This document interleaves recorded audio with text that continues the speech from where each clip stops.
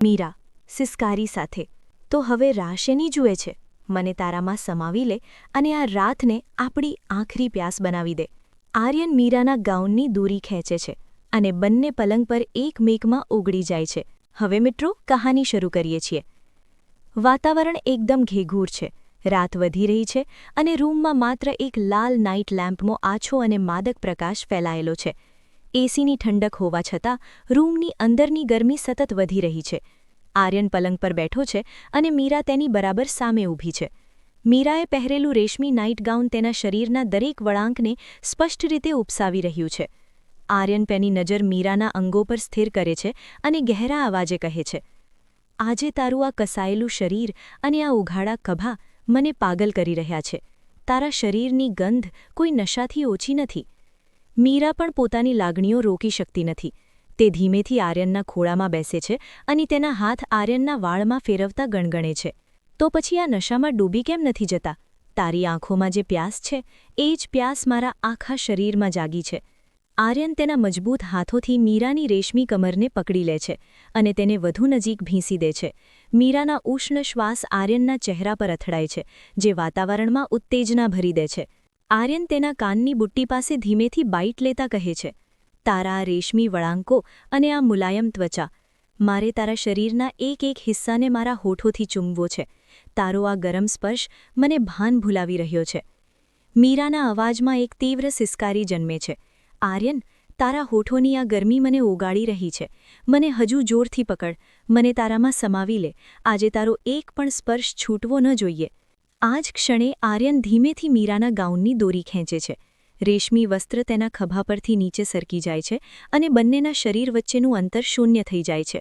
હવે રૂમમાં માત્ર તેમના તેજ શ્વાસની ગતિ સંભળાય છે. બહારના વરસાદનો અવાજ હવે અંદરની આ તીવ્ર ઉત્તેજના સામે ફિક્કો પડી ગયો છે. આર્યન મીરાને પલંગ પર ધીમેથી સુવડાવે છે અને પોતે તેની ઉપર ઝૂકે છે. મીરાના વિખરાયેલા વાળ સફેદ ચાદર પર ફેલાયેલા છે, જે તેની માદકતામાં વધારો કરે છે.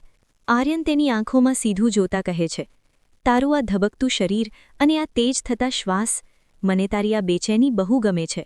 તારા શરીરનો દરેક હિસ્સો આજે મારા સ્પર્શ માટે તડપી રહ્યો છે નહીં? મીરા આર્યનની પીઠમાં નખ પરોવતા જવાબ આપે છે, હા આર્યન, તારા વગર આ રાત અધૂરી છે. તારા હોઠોનો સ્પર્શ મારા લોહીમાં વીજળી દોડાવે છે.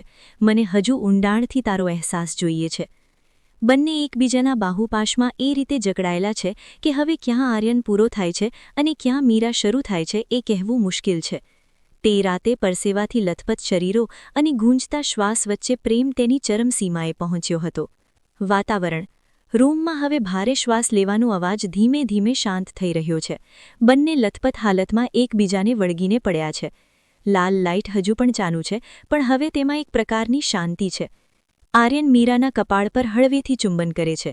તેના હાથ હજુ પણ મીરાની કમર પર છે, પણ હવે એ પકડમાં જોરના બદલે અપાર પ્રેમ અને સુરક્ષાનો અહેસાસ છે.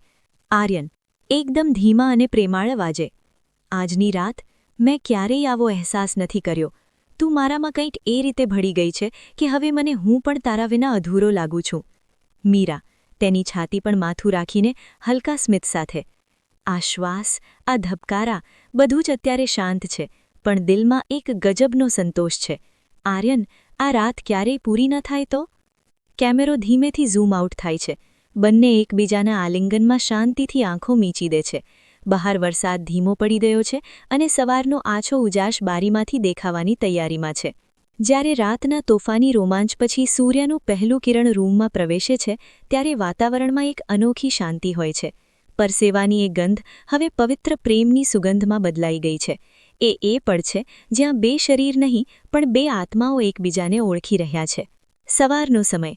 રૂમમાં બારીના પડદામાંથી સૂર્યનો કોમળ ઉજાસ આવી રહ્યો છે. રૂમમાં હજુ પણ ગઈકાલની એ માદક સુગંધ હવામાં છે. કેમેરો ધીમીથી બેડ તરફ જાય છે, જ્યાં આર્યન અને મીરા એક જ ચાદરમાં લપટાઈને સૂતા છે. મીરા ધીમેથી આંખો ખોલે છે. સૂર્યના પ્રકાશથી તેની આંખો અંજાય છે. તે જુએ છે કે આર્યન પહેલેથી જ જાગી ગયો છે અને એકીટશે તેને જ નિહાળી રહ્યો છે. તું ક્યારનો જાગી ગયો છે? શરમાતા અને ચાદર સરખી કરતા.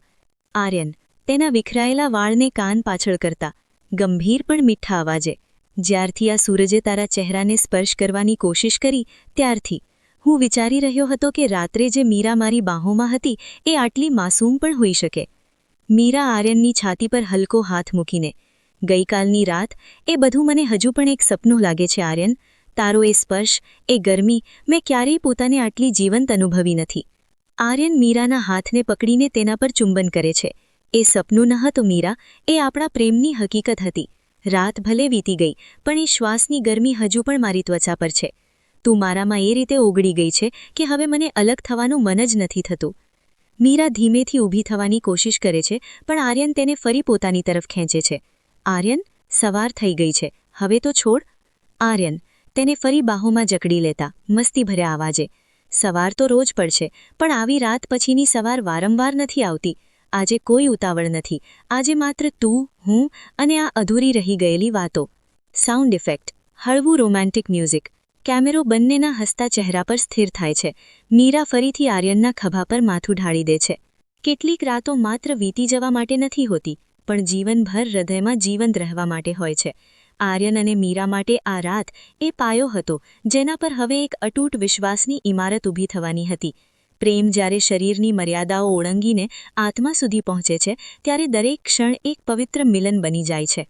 આર્યન અને મીરા ગેલેરીમાં ઊભા છે. સવારનો ઠંડો પવન વહી રહ્યો છે અને હાથમાં કોફીના મગ છે. આર્યન, મીરાની કમરની આસપાસ હાથ વીંટાળતા, તું જાણે છે મીરા, લોકો કહે છે કે પ્રેમ સમય જતાં ઓછો થઈ જાય છે, પણ ગઈકાલની એ રાત પછી મને લાગે છે કે તારા માટેની મારી પ્યાસ ક્યારેય ઓછી નહીં થાય. મીરા, તેની આંખોમાં ઊંડાણથી જોતા, પ્રેમ એટલે માત્ર એકબીજાને પામવું નહીં, પણ એકબીજામાં ખોવાઈ જવું. ગઈકાલે તે મને જે અહેસાસ કરાવ્યો છે એ મારા માટે કોઈ પ્રાર્થનાથી ઓછો નથી. હવે હું માત્ર તારી છું, હંમેશા માટે. આર્યન, મીરાના કપાળ પર એક છેલ્લું ગહન ચુંબન કરે છે. આપણું આ મિલન તો બસ એક શરૂઆત છે. આવી તો હજુ કેટલી રાતો અને કેટલી સવારો આપણે સાથે વિતાવવાની છે. કેમેરો ધીમે ધીમે દૂર જાય છે. આખું શહેર સવારની ચહેલપહેલમાં ડૂબેલું છે, પણ આ ઘરની ગેલેરીમાં બે પ્રેમીઓ દુનિયાથી બેખબર એકબીજાના પ્રેમની હૂંફમાં ખોવાયેલા છે. સાચો રોમાન્સ એ છે જ્યાં શરીરની ઉત્તેજના પૂરી થાય ત્યારે મન અને આત્માનો અતૂટ પ્રેમ શરૂ થાય છે.